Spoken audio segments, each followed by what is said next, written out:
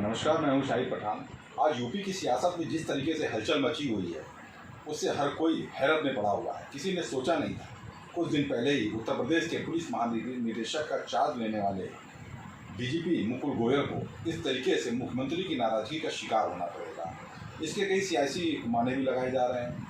पूरे पुलिस महकमे में जो बड़े बड़े अफसर हैं या निचले स्तर के अफसरों में कह लो, कानाफूसी तेज हो चुकी कि आखिर ये क्या होगा, क्योंकि डीजीपी मुकुल गोयल मुख्यमंत्री के बेहद खास अफसरों में माने जाते थे।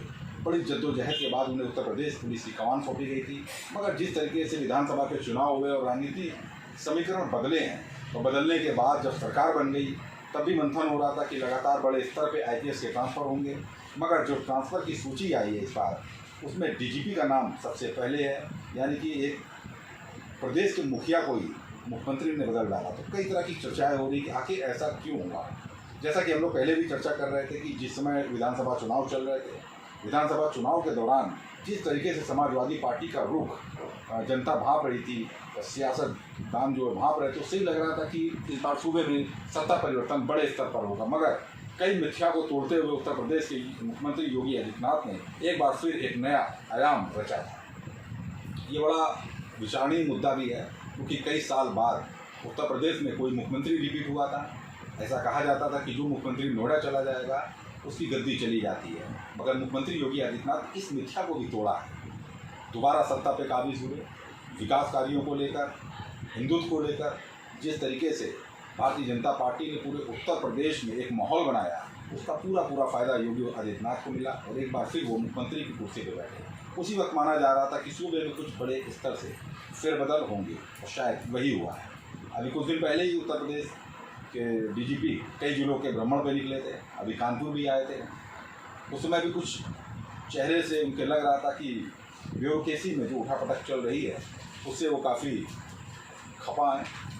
जिस तरीके से कुछ और गतिविधियाँ हुई हैं जो हमारे सोर्सेज बताते हैं, लखनऊ में बैठे लोग बताते हैं और सत्ता के गलियारों में चर्चा है कि भारतीय जनता पार्टी के कई बड़े कद्दावर नेताओं की मुखिया खुद नहीं सुन रहे थे।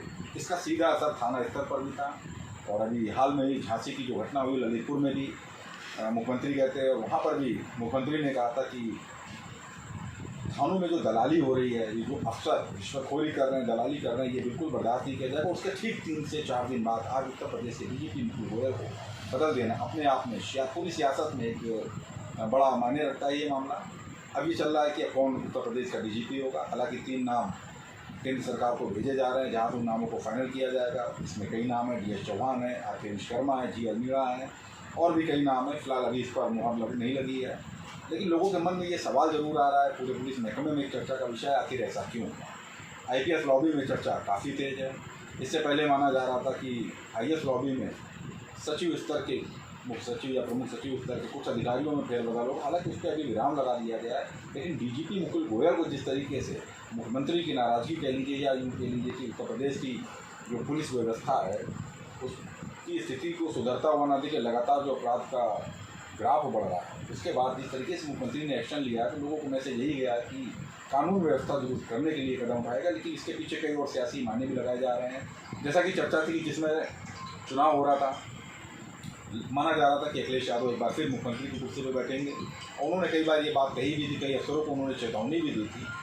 उसके बाद कई बड़े अफसर, IPS अफसर, जो बड़े स्तर के अफसर है, DG स्तर के, SSP और IG स्तर के अधिकारी लगातार अखिलेश यादव से बात कर रहे थे और व्हाट्सएप कॉलिंग पे बात हो रही थी। कुछ लोग मुलायम सिंह से मिलने भी गए। तो ये सारी गतिविधियाँ जो है मुख्यमंत्री तक पहुँच रही, जिससे वो काफ़ी नाराज़ भी थे, काफ़ी खफा भी थे। लेकिन धीरे धीरे जिस तरीके से सियासत आगे बढ़ती गई, एक बार फिर से वो गद्दी पे सवार हुए। उसके बाद सरकार बनने के आज दूसरा महीना है, जिस तरीके से मुख्यमंत्री ने सीधे डीजीपी को बदला है, ये बहुत बड़ा संकेत दिया है। यानी कि आने वाले वक्त में जो IPS की अगली लिस्ट आने वाली है उसमें कई ऐसे बड़े नाम होंगे जिन्होंने सोचा नहीं होगा। ये वो नाम होंगे जो कभी मुख्यमंत्री के बड़े खास होते थे, उनके बड़े करीबी माने जाते थे। एक तरीके से मुख्यमंत्री योगी आदित्यनाथ ने सीधे मैसेज दिया है कि जो जनता का काम करेगा, जो जनता हित की बात करेगा, वही कुर्सी पर टिका रहेगा। क्योंकि मुख्यमंत्री के बारे में कहा जाता है और ऐसी ये बात सच भी है, जितने जर्नलिस्ट भी जानते हैं और कई सियासतदान भी जानते हैं, क्योंकि जो कार्यशैली है वो बिल्कुल अलग है। उन्होंने हमेशा से जनता की बातों को, जनता की तकलीफ़ों को प्राथमिकता दी है। इस मामले को उससे भी जोड़कर देखा जा रहा है कि कहीं ऐसा तो नहीं है कि जिस तरह से क्राइम का ग्राफ बढ़ा है, थानों में सुनवाई नहीं हो रही, और अभी जो कई मंत्री प्रदेश के कई शहरों में गए वहाँ पर ये चीज़ें काफ़ी निकल कर आई थी, कार्यकर्ताओं की सुनी नहीं जा रही। कई विधायकों ने, सांसदों ने रोना रोया था कि उत्तर प्रदेश में पुलिस उनके ही विधायकों की नहीं सुनती है। ये लगातार शिकायतें जा रही थी, तो सीधे डीजीपी को बदला गया, यानी कि सीधे पुलिस के मुखिया को बदला गया। आने वाले इससे कई अफसरों की धड़कनें भी बढ़ी हुई हैं। मैं नाम नहीं लेना चाहूँगा, लेकिन ये हकीकत है। नोएडा से लेकर गोरखपुर तक जिस तरीके से फेरबदल के संकेत बने हैं, उसमें कई अफसरों की सांसें अटकी हुई हैं और बड़े स्तर पर बदलाव की तैयारी है। यानी आने वाले इस महीने की लास्ट तक, क्योंकि कई बड़े त्यौहार थे, होली भी थी, इसके बाद ईद का त्यौहार था, परशुराम जयंती भी थी, रामनवमी भी थी, तो काफ़ी क्रिटिकल किस्म के त्यौहार थे। इसको लेकर किसी तरीके का फेरबदल नहीं किया गया है। और जो माना जा रहा था कि सरकार बनने के बाद 30 मार्च तक या अप्रैल के फर्स्ट वीक तक काफ़ी बदलाव होंगे, मुख्यमंत्री ने ऐसा कोई बदलाव नहीं किया। और जब बदलाव की कड़ी शुरू हुई है तो सीधे डीजीपी से शुरू हुई है। ये अपने आप में एक बहुत बड़ी चीज़ है और आने वाला वक्त काफ़ी दिलचस्प भी होगा, क्योंकि आईपीएस लॉबी से लेके सत्ता के गलियारों में चर्चाएं तेज हैं।